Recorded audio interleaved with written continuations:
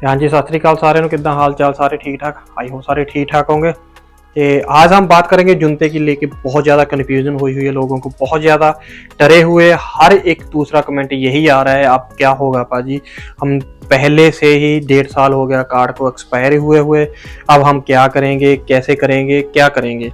तो हर कोई यही सवाल पूछ रहा है अब क्या होगा, इसका क्या सोल्यूशन है।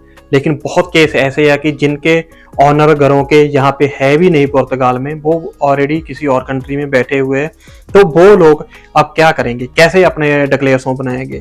तो इसके बारे में बात करेंगे, इसका क्या रास्ता है, क्या नहीं रास्ता। लेकिन उससे पहले अगर आप वीडियो पे चैनल पे नए हो तो प्लीज़ चैनल को सब्सक्राइब जरूर कर लो।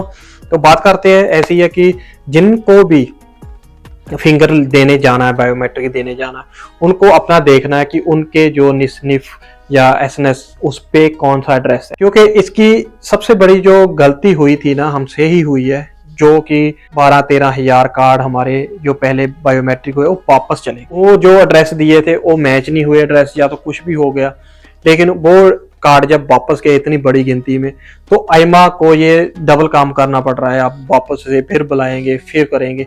तो उन्होंने इस चीज को क्लियर करने के लिए ये चीज नया फंडा लेकर आ गए। और जो दूसरा चीज है वो ये है कि लास्ट दिनों में आपको पता है बहुत ऐसी वीडियोस वायरल हुई कि एक ही घर का जी 500 जुनता बना हुआ है, एक ही घर का 200 जुनता बना हुआ है। और जब वो घर का ऑनर को उससे बात करते हैं, राब्ता करते हैं, तो ऑनर यही चीज बोलता है, जी मुझे तो पता ही नहीं है, मैंने तो इस आदमी को दिया था, आगे मुझे नहीं पता। तो वो बोल देता है मुझे नहीं पता, कोई आ गया पीछे से बना गया, ये कर गया, वो कर गया। तो ऐसे ही बहुत केस हो या बहुत को अरेस्ट किया है जो ऐसे फेक या फ्रॉड काम करते थे। बहुत लोगों को हिरासत में गिरोह गिरफ्तार किए। तो इस चीज को खत्म करने के लिए उन्होंने इस चीज को बहुत ज्यादा कॉम्प्लिकेट कर दिया, जिसकी वजह से हम इमिग्रांट्स हैं जो बहुत ही ज़्यादा परेशानी में आ गए। क्योंकि जो तो और किसी कंट्री के हैं, जैसे कि ब्राज़ीलियन होए, इंगोलन होए, ये क्या करते हैं, इनको घर इजीली मिल जाते हैं क्योंकि इनकी ज़ुबान एक है। एक घर ले लेते और घर में ये हमारी तरह भी नहीं, क्योंकि हमें घर नहीं मिलते और हम अफोर्ड भी नहीं कर सकते, हम इतने पैसे लगा के हमें पीछे घर भी पालने होता है। तो जो इनका सिस्टम होता है, जो कमाए वो ख़त्म। तो एक फ्लैट लेते हैं, अपने नाम पे लेते हैं, तो इनके लिए तो ईजी है। लेकिन हम शेयरिंग में रहते हैं कि पैसे बच जाए हमारे। तो एक घर लेके 2 बेडरूम में हम 8 लोग रहते हैं, किसी का 200 किराया, किसी का 250 किराया, किसी का 150। लेकिन जो ऑनर होता उसको इस चीज का नहीं पता होता। उसको पता है मैंने फैमिली को रूम दिया और इतने मेरे घर पे रह रहे हो, इसके बावजूद उसको पता नहीं होता।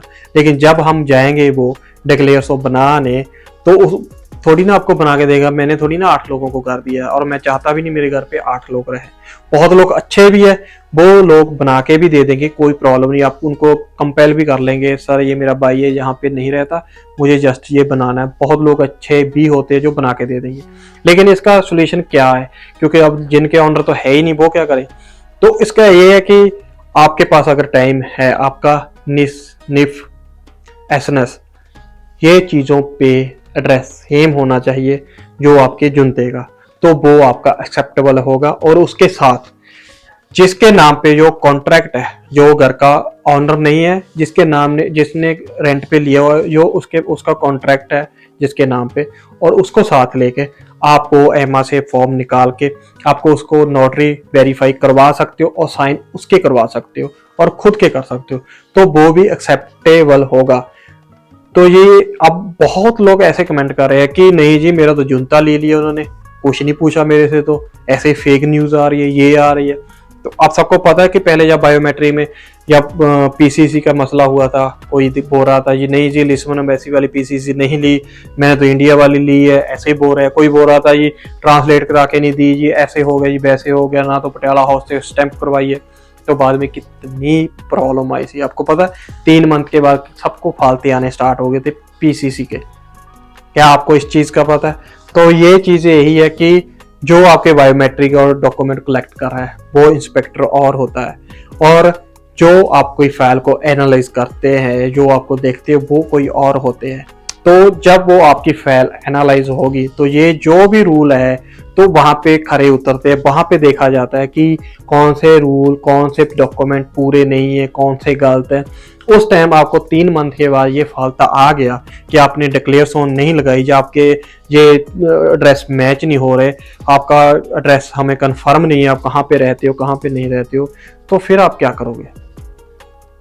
तो अगर आपके पास टाइम है तो जिस चीज़ के लिए आप इतना स्ट्रगल कर रहे हो, साल 1.5 साल से ऑलरेडी आपका कार्ड एक्सपायरी हुआ हुआ है, आप कहीं पे जा नहीं सकते, तो आप ये छोटी चीज़ किसी के कमेंट के लेकर कि मेरा तो युनता चल गया जी, कोई पूछता नहीं है, तो आप छोड़ दोगे जी एक्सरसाइज करनी? ये जरूरी है मेरा भाई। अगर आपके पास टाइम है तो प्लीज इस चीज को करो, बाद में पछताने से बेटर है कि अभी आप कर लो, आपके पास टाइम है, और इसमें क्या होगा, आपका कोई प्रॉब्लम नहीं होगी। तो मैं तो ये चाहता हूँ कि यहाँ पर आपको फील ना हो कि जेरे लोग फंसे है ना, आप बायोमेट्रिक दिए के 1-1 साल होने को है उनको बायोमेट्रिक दिए हुए, अभी तक उनके कार्ड्स नहीं रिसीव हुए, उनको फालते आए 4-4 5-5 मंथ के बाद, फिर फालते भी सबमिट करने करिए हुए उनको 4-4 5-5 मंथ हो गए। उनको पूछिए, उनको देखिए उनका क्या हाल है। तो मैं नहीं चाहता कि आप छोटी सी वजह से, छोटी सी गलती की आप पीछे चले जाओ 5 से 7 मंथ। तो आई होप मैं क्या कहना चाह रहा हूँ आप समझ रहे होंगे। तो इस चीज को सोचिए और समझिए, कीजिए, बहुत कोई मुश्किल नहीं है, क्योंकि ये चीज तो ऐसा नहीं है कि अगर ऑनर ही डिक्लेरेशन बना के देगा तो ही आपका एक्सेप्टेबल होगा, नहीं। अब ऑनर है ही नहीं यहाँ पे, तो आप कैसे करोगे? ऑनर तो है ही नहीं है, ऑनर तो बाहर बैठा है कहीं और जगह पे, किसी और कंट्री में, वो कैसे आएगा? तो ये चीज इनको भी पता है, सबको पता है, जस्ट उन्होंने ये वेरीफाई करना है कि आपका एड्रेस बिल्कुल सही है। तो वो सही करने के लिए मैंने जो आपको तरीके बताया यही है, इसी प्रकार से आप करो तो आपको फालता नहीं आएगा, वो एक्सेप्टेबल भी होगा।